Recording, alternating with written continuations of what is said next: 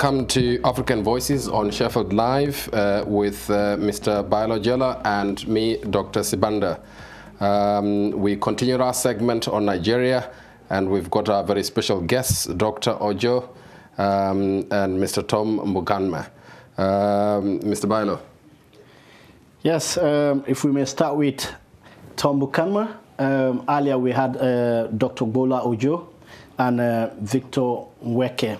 We were discussing some of the challenges facing Nigeria right now in terms of the economy, security, and some other challenges ahead of the presidential election. So what will you say right now is the priority for you, or is the priority for Nigerians? Thanks a lot for that.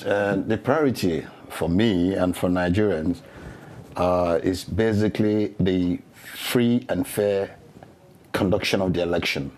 That's number one priority, because if any mistake were to happen, if something like that happened, that the election is not conducted fairly and free, my guess is that we might be going into a civil war or something like that, because the tension is very high now back in Nigeria.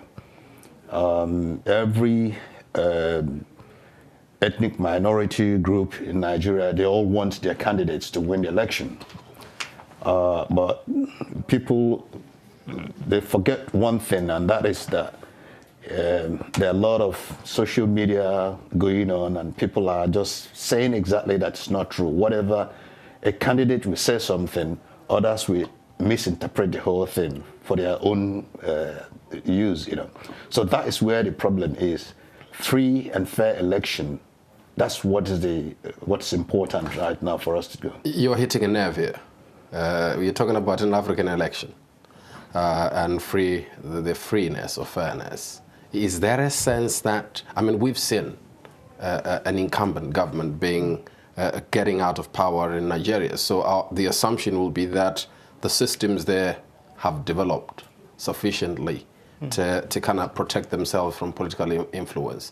But you're raising it. Is there any sense that there is a danger of that in this particular election? Thank you very much for that question. I think it's a fundamental question. The fact that it's been done very recently in Nigeria, I think, is testament that it can be repeated if the system allows that to happen. I believe that the system in Nigeria has progressed. The democratic system in Nigeria has progressed to a point that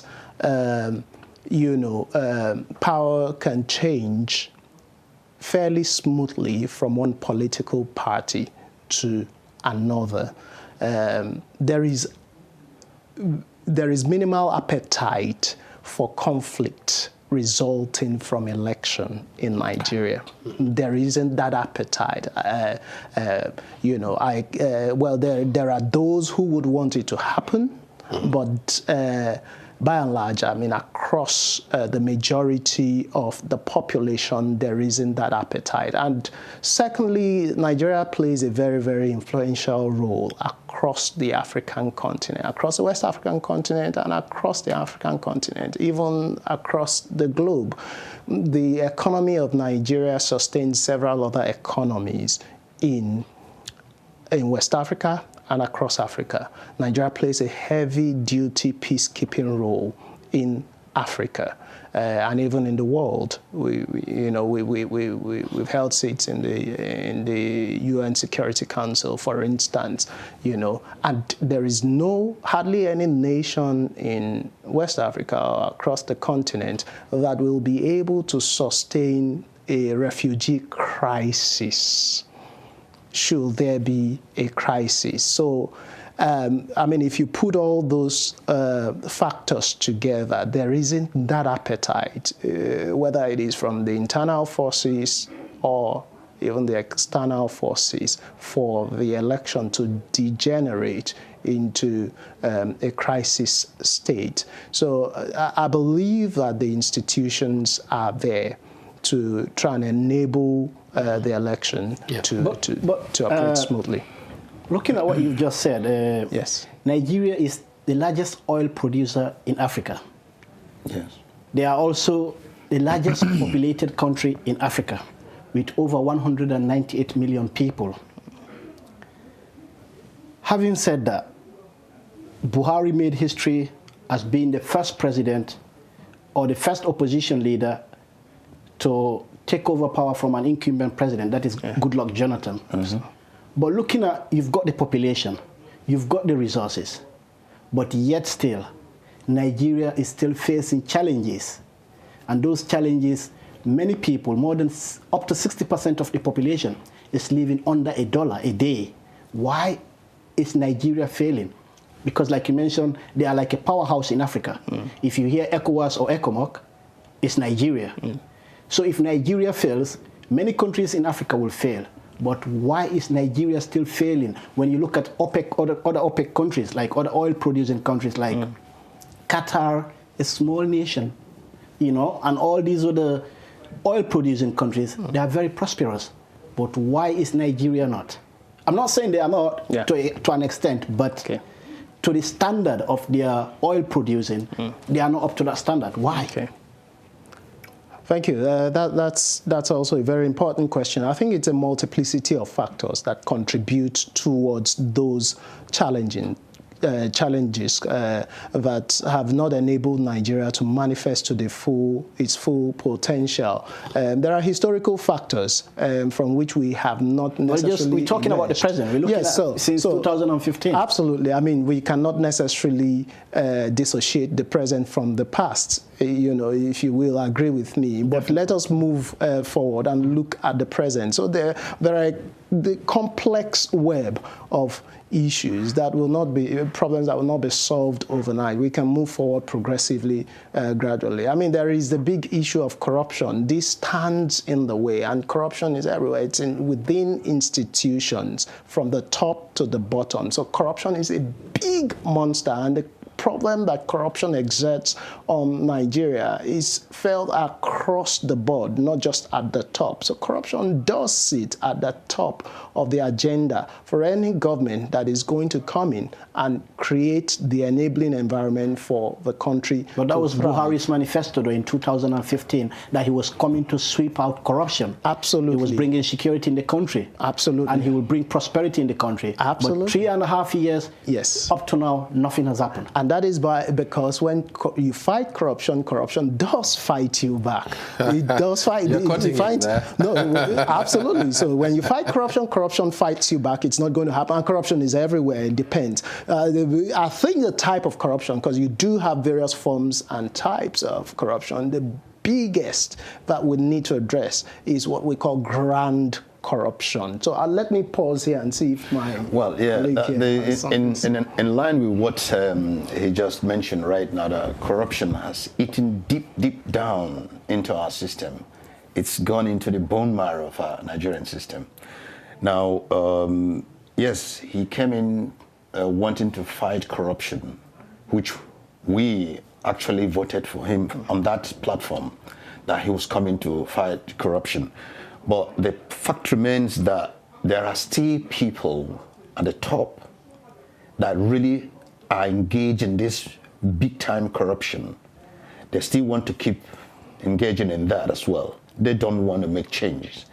Now, going down as well to the grassroots level, I witnessed corruption, the basic corruption on the grassroots level, from going to secretaries or secondary schools or local government, whatever, name it. So it's very, very hard for somebody like President Buhari that wants to fight corruption. Everybody wants to support him. Everybody wants to just in the fact for them to be there. It's not really that they want to make a very big contribution to Nigeria to move forward. That's basically the problem, actually, because we need a different politician to come and do the sweeping, just to make sure. Now, look, that is where I agree with you. I completely, and I see this a tendency to say corruption is a very big problem and so forth. I completely disagree with that. I think corruption is very easy to deal with. if you deal with the big cats Yeah. that do big corruption, you will soon see nothing at the bottom. Because those at the top encourage the bottom. Absolutely. All you need to do is to be completely intolerant of it. And I see that perhaps one of the problems we have is that we continue to elect politicians who get into power via corruption, who are assisted by corrupt individuals. Absolutely. And for that reason, do not get to kick them out, because then I know what we did together yesterday. Yes. So my conclusion would be that perhaps Buhari has some connections with corruption somewhere, which is why you won't look at it in the eye and kick it out. Yeah. But be that as it may, do we have then, in our pool of candidates, do we have anybody who doesn't look like they have had dealings that are somehow corrupt or questionable, who could really face this biggest problem in the eye and tell it go out? Yes, what is there that we do have that person, like we all know exactly that we're not looking at the current party in government or the opposition party that will solve that part of the problem.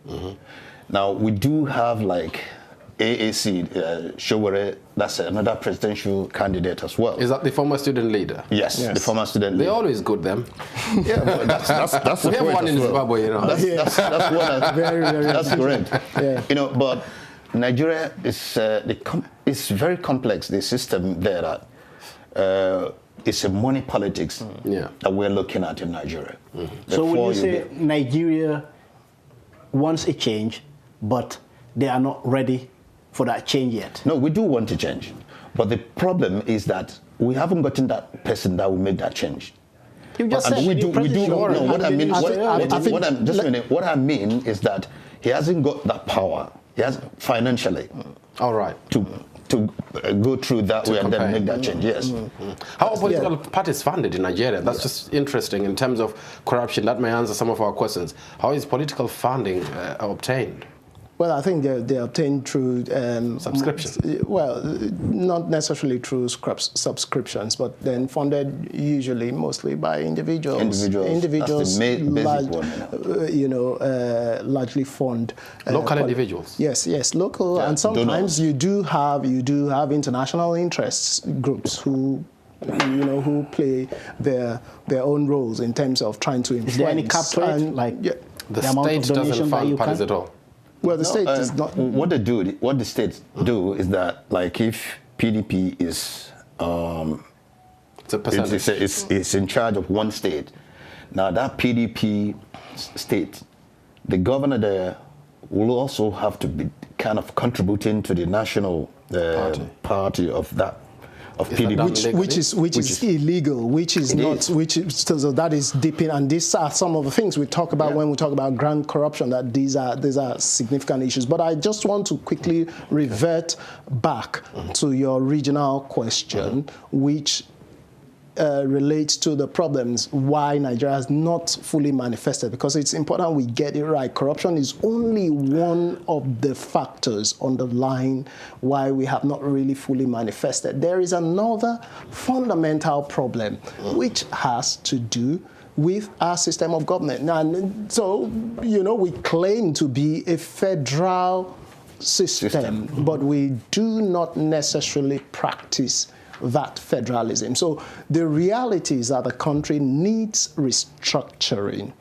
And that restructuring needs to ensure that power is devolved in a way that the regions, and we have 6 geopolitical regions, I would advocate for a system, a restructured system that empowers the 6 geopolitical regions and places them in a position where they are able to control their resources within their administrative regions. There are multiple benefits if we go down that pathway. It affords us to address the injustices that have been historical. And every part of Nigeria has experienced one form of injustice or another. There is no singular zone that will claim that they have been the only zone that's been, every zone has been marginalized, whether politically, whether in terms of economics, or whether socially. So every zone has been marginalized one way or the other. Restructuring will afford us the opportunity to address some of these I think you raised a issues. very important point, I Yes. agree with you, but I just want to skip further, Okay. connect that to the elections. Yes. Okay. Do we have a political party then that sort of espouses these kind of ideas around fully federalizing Nigeria? That's a good question. We have a political party that claims to federalize these ideas, but the ideas, and in terms of the operational approach or operational strategy, is unworkable. Number one. Secondly, there are other factors that actually choke that party ideas, yeah. and choke. There are other characteristics of that candidate that choke the credibility of that. Is that tribalism? Is anything to do with tribalism? No. It is. It has to Regionalism? do. It has to do with the credibility of the individual himself. Okay. So there is this perception that, well, you are basically promising a return to a federal structure, but we cannot necessarily trust you. So that individual has not succeeded in earning. But you're contradicting yourself there, Doc. You're contradicting yourself. Should you then be making putting an additional line to that argument, which is that if Nigerians then continue to vote for individuals who are corrupt instead of voting for ideas, okay, is the objection here should the objection be about the individual or be about the policy? Because I think that the policy is what's going to take us forward. If you place an individual in the middle of the country without a policy or an ideology or a position, that individual is just going to become corrupt because they have nothing occupying their brain. But if you place a thinking person, a thinking thing in the center of power, then they will be busy thinking. They will have less time for corruption. No, in line with what you just said right now, that is one of the problems we're facing back in Nigeria as well. Yeah. Now, because we have a lot of sentiment in Nigeria, because you are from my tribe, no matter who you are, no matter how corrupt you are, I'm going to vote for you. And I'll mobilize a lot of people to vote for you as well. If we are looking at what you can deliver, how you can do things, your manifesto, we're not looking at that. That is where we have that big problem. So talking of that though, let's try to move on a bit. Okay. Last term, or during the 2015 election, Buhari, many people believe he won. It was like North versus South, Muslim versus Christian. A Fulani versus, I think, is it a Yoruba? No, Or a different Igbo tribe. or something like that. Igbo. Yeah. Right. But this year, the two main parties, the APC and the PDP, Yes. Atiku Abubakar, former vice president, a Fulani. Okay. Buhari, president, a Fulani. Both of them Muslims, both of them Northerners. Yes. So where do you see things going this time? Very interesting. Well, the point is that that's where it's going to be very tricky. That's where it's going to be very tricky because both candidates are from the north. The problem is that being the same Muslim, Fulani, Northerners, they're really going to struggle to share the votes in the northern part of Nigeria. So this time it looks like it is the South that will decide. The South, exactly, because they are going to split the votes in the northern part of Nigeria. So that is where their major idea of what they want to do right now is to concentrate on the South and the West. But looking at Atiku Abubakar, he's been accused of corruption quite recently. That's what I was saying, that people, we don't look at what you have on table to deliver to Nigerians. Well, we look at you. But I think Nigerians should be far educated, far wise to know that this person is not capable of ruling Nigeria as a country. Well, you would expect, but then I will come back to that question. I think I disagree with his analysis of how the patterns will emerge given these two candidates, and there are a number of reasons why I disagree. Basically, because I have been monitoring with empirical data what's been happening and public sentiment, and ahead of the 2015 election, I actually forecasted the outcome of that election using very empirical statistical techniques. So for some time, I have been observing, kind of monitoring what's been happening. And based on the empirics that I try to summarize it quickly. Yes, very quickly. About 4 minutes. We have very quickly. What I envisage is, if it goes down the wire, is that in the northwest and the northeast, Buhari will still have the upper hand and defeat Atiku Abubakar across the northwest, because he has a cult following. He enjoys a cult following there, and he has been able to systematically implant himself and sort of given a voice to the very poor, non-elitist northerners. So they align with him. What would happen in the southeast and southwest? In the southeast and south, then you have Atiku Abubakar running the show, largely in the southeast and south. Then you have the southwest, and these are the two regions that determine the outcome of the election last time, the southwest and the north central. The majority of the southwest will still go to Buhari. There will be an interesting show in Lagos, because I think that is where the likes of Sowore will probably cause an upset in terms of reducing the votes, but it will go to either Buhari or Atiku Abubakar. I'm thinking and predicting that it will still go to Lagos, will still go to Buhari, and I think Buhari will still dominate. And where we're going to have the fracture will be in the north central, and the reason is largely due to the security. So security will determine what happens, the perceptions of Buhari's performance on the security front, the headsman crisis, and how the headsmen have rampaged the bulk of the north central. So that's why we're going to have a split, a fracture, and at the end of it, I think if it goes down the wire between Atiku Abubakar and Buhari, I think Buhari will still win because of those patterns he will likely enjoy from the northeast, northwest, southwest. A prediction to both of you here. He's already predicted. No. I mean, what I mean, is it going to end on first round basis, or they're going to go into second round?